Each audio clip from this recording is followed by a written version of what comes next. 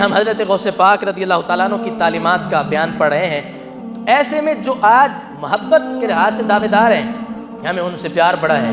لیکن اگر پیار ہو اور ان کی دی ہوئی باتوں پر عمل ہی نہ ہو تو غوث پاک تو ایسے بندے سے راضی نہیں ہے۔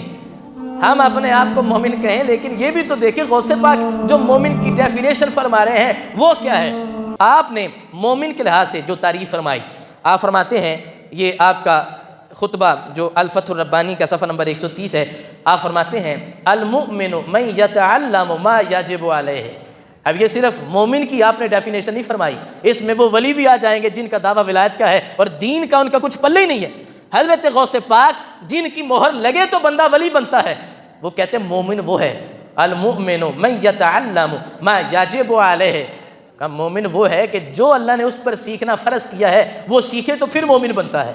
اس پر بالغ ہو چکا ہے، نماز فرض ہے اور وہ نماز کے احکامات ہی نہیں سیکھتا، تو فرماتے ہیں وہ مومن کیسے ہے؟ اس پر رمضان کا مہینہ آ گیا لیکن رمضان کی اسے شرطیں پتہ نہیں، رمضان کے تقاضوں کا پتہ نہیں، تو آپ فرماتے ہیں چونکہ فرض ہو چکا تھا، رمضان کا موسم آ گیا ہے، روزہ رکھنا کیسے ہے، یہ ٹوٹتا کیسے ہے، اس کے تقاضے کیا ہیں، حفاظت کا حصار کیا ہے۔ آپ فرماتے ہیں جب اسے پتہ ہی نہیں ہے تو میری کی ہوئی تعریف، آپ فرماتے ہیں اس اعتبار سے تو یہ مومن ہی نہیں ہے۔ اور اگر ولی کو کہا جائے تو ایک عام مومن وہ ہے، کیا فرماتے ہیں جو اس پر سیکھنا فرض ہے وہ سیکھے گا تو مومن کہلائے گا۔ تو جس کا دعویٰ آج ولی کا ہے تو وہ اپنے لیے کیا سیکھ رہا ہے؟ وہ تو کہتا ہے مجھے علم کی ضرورت نہیں، وہ تو کہتا ہے میں بس دل کی دنیا نگاہ ڈال کے بدل دیتا ہوں۔ تو غوث پاک تو کہہ رہے ہیں میرے نزدیک تو مومن وہ ہے کہ جو سیکھے جو اس پر شریعت میں واجب کر دیا ہے۔ لہٰذا غوث پاک کی تعلیمات کو دیکھا جائے تو غوث پاک کا غلام اور محبت کرنے والا وہ ہے جس کے ہاتھ میں شریعت کا جھنڈا ہے، اور اگر کوئی کسی روڑی کے ڈھیر پر بیٹھ کر وہ شریعت کے خلاف بولتا ہے تو وہ شریعت کا بھی باغی ہے، غوث پاک کا بھی باغی ہے۔